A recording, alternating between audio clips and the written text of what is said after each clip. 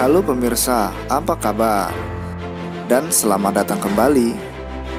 Dalam video kali ini, kita akan melanjutkan bagian kedua dalam kisah sejarah Kerajaan Majapahit.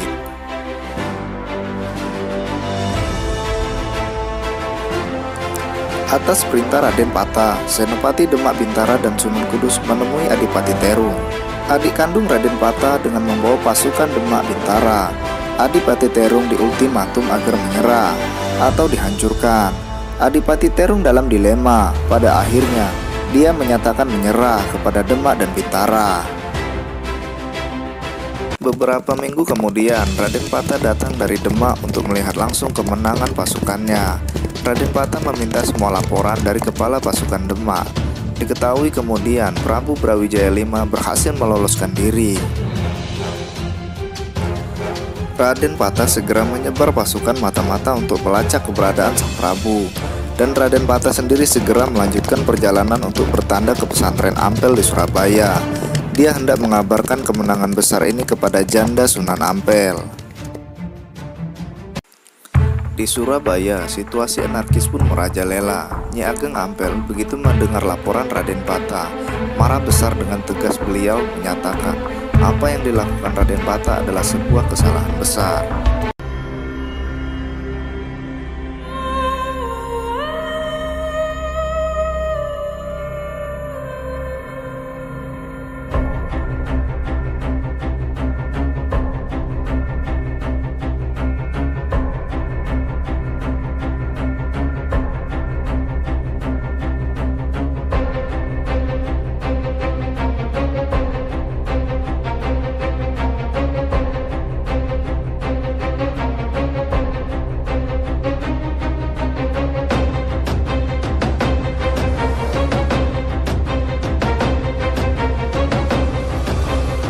Setelah itu, Nyi Ageng Ampel memerintahkan Raden Pata untuk mencari Prabu Brawijaya V. Tapi, dalam situasi anarkis seperti ini, tidak memungkinkan bagi dia untuk mencari beliau sendiri. Dikhawatirkan akan terjadi kesalahpahaman. Dan sekarang, di mata Prabu Brawijaya V, dirinya dan seluruh umat Islam yang menyokong pergerakan pasukan Demak tidak mungkin dipercaya lagi. Itu sudah pasti. Jalan keluar yang terbaik adalah meminta bantuan Sunan Kalijaga atau Syekh Siti Jenar untuk mewakili dirinya, mencari Prabu Brawijaya V, dan apabila sudah bisa ditemukan, memohon kepada Prabu Brawijaya agar kembali ke Majapahit. Dan akhirnya diputuskanlah bahwa Sunan Kalijaga lah yang akan mengemban tugas itu. Diketahui dari Teluk Sandi bahwa Prabu Brawijaya V berada di sekitar Belambangan. Kemudian beserta santri-santrinya, Sunan Kalijaga pun berangkat ke Belambangan.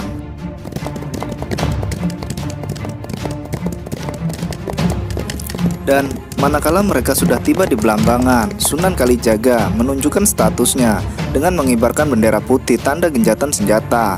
Dia memasuki kota Belambangan yang mencekam itu. Para prajurit Majapahit terkejut melihat ada serombongan kecil orang-orang Muslim memasuki kota Belambangan. Mereka mengibarkan bendera putih, mereka bukan tentara, mereka tidak bersenjata, serta-merta kedatangan mereka dihadang oleh pasukan Majapahit, dan mereka tidak diperkenankan memasuki kota prajurit Majapahit. Maka ketegangan pun terjadi. Rombongan Sunan Kalijaga pun di ujung tanduk, nyawa mereka juga terancam.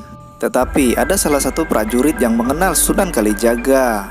Lalu ketegangan pun sedikit mencair manakala ada pesan dari sang Prabu yang mengabulkan permohonan Sunan Kalijaga untuk menghadap kepada beliau.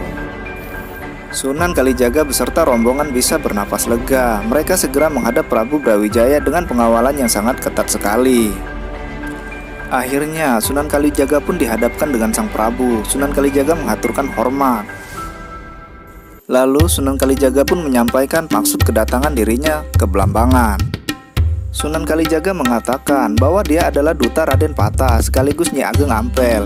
Sunan Kalijaga menceritakan segalanya dari awal hingga akhir. Bahkan dia menceritakan pula kondisi Majapahit untuk saat ini.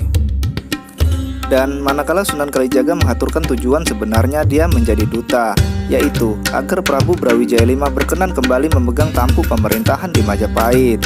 Seketika semua yang hadir memicingkan mata seolah mendengarkan kalimat yang tidak bisa dicerna. Prabu Brawijaya termenung. Beliau meminta nasihat. Beberapa penasehat mengusulkan agar hal itu tidak dilakukan, karena sama saja menerima suatu hal penghinaan. Dinasti Majapahit bisa kembali berkuasa hanya karena kebaikan hati orang-orang Islam. Tidak hanya itu saja, wibawa sang Prabu akan jatuh di mata para pendukungnya. Tidak ada artinya tahta yang diperoleh dari belas kasihan musuh. Masyarakat Majapahit akan memandang rendah pemimpin mereka yang mau menerima tahta seperti itu. Diam-diam Prabu Brawijaya berpikir, diam-diam hati beliau terketuk. Prabu Brawijaya pun termenung. Beliau memutuskan pertemuan untuk sementara disudahi. Sunan Kalijaga diminta kembali ke tempatnya untuk sementara waktu. Dan Prabu Brawijaya ingin menyendiri, ingin merenung tanpa mau diganggu oleh siapapun. Ketika malam menjelang, sang Prabu memanggil Sabdo Palon dan Nayang Genggong. Bertiga bersama-sama membahas langkah selanjutnya. Ketika malam menjelang puncak, Sabdo Palon dan Nayang Genggong berterus terang. Mereka berdua menunjukkan siapa sebenarnya jati dirinya. Diiringi semburat cahaya lembut, Sabdo Palon dan Nayang Genggong menampakkan wujudnya yang asli kepada Prabu Brawijaya. Prabu Brawijaya terperanjat, serta-merta beliau mengaturkan hormat, bersembah. Kini malam ini untuk pertama kalinya sang Prabu Brawijaya bersimpu. Siapakah mereka? Sabdo Palon dan Nayang Genggong memberikan gambaran apa yang bakal terjadi kelak di Nusantara. Semenjak hari kejatuhan Majapahit, kesadaran masyarakat Nusantara akan jatuh ke titik yang paling rendah. Kulit lebih diagung-agungkan daripada isi. Kebenaran yang mutlak dianggap sebagai milik golongan tertentu. Dharma diputarbalikkan. Sampah-sampah seperti ini akan terus tertumpuk sampai 500 tahun ke depan. Dan bila sudah saatnya, alam akan memuntahkannya, alam akan membersihkannya. Nusantara akan terguncang, gempa bumi, banjir, bandang, angin puting beliung, ombak samudra naik ke daratan.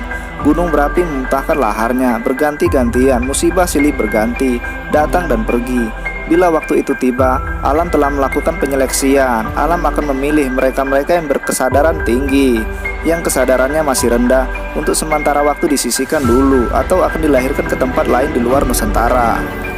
Bila saat itu terjadi, Sabdo Palon dan Nayang Genggong akan muncul lagi, kembali ke Nusantara. Sabdo Palon dan Nayang Genggong akan merawat tumbuhan kesadaran dari mereka-mereka yang terpilih.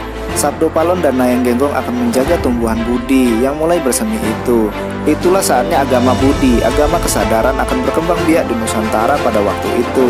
Dan Nusantara pelan tapi pasti akan dapat meraih kejayaannya kembali ke masa depan. Memang sudah menjadi garis karma, kehendaknya mereka saat ini berkuasa di Nusantara. Prabu Brawijaya tidak ada gunanya mempertahankan siwa Buddha. Prabu Brawijaya lebih baik menuruti kehendak mereka-mereka yang tengah berkuasa. Kelak, Prabu Brawijaya juga akan lahir lagi 500 tahun kemudian. Menangislah Prabu Brawijaya. Semalaman beliau menangis. Semua rahasia masa depan di Nusantara dijabarkan oleh Sabdo Palon dan Nayang Genggong. Keesokan harinya, beliau memanggil Sunan Kalijaga. Di hadapan seluruh yang hadir, beliau menyatakan hendak kembali ke Trowulan. Dan yang lebih mengagetkan, beliau menyatakan masuk Islam demi menjaga stabilitas negara. Sementara itu, Sabdo Palon dan Nayang Genggong angkat bicara di hadapan Prabu Brawijaya, Sunan Kalijaga dan seluruh yang hadir pada saat itu. Mereka mengucapkan sebuah sumpah bahwasannya 500 tahun kemudian mereka berdua akan kembali. Inilah yang lantas dikenal dengan jangka Sabdo Palon Nayang Genggong. Akhirnya, keadaan pun mulai berangsur membaik ketika sang Prabu Brawijaya mengeluarkan maklumat agar semua pertikaian dihentikan. Disusul kemudian keluar maklumat serupa dari para ulama Demak Bintara yang memfatwakan peperangan sudah berhenti, diharamkan membunuh mereka yang telah kalah perang. Keinginan orang-orang Islam pun akhirnya terwujud. Demak Bintara menjadi kekhalifahan Islam pertama di Jawa. Tapi pemberontakan dari berbagai daerah tidak bisa diatasi oleh pemerintahan Demak. Wilayah Majapahit yang dulu luas kini terkikis habis. Praktis, wilayah Demak Bintara hanya sebatas Jawa Tengah saja.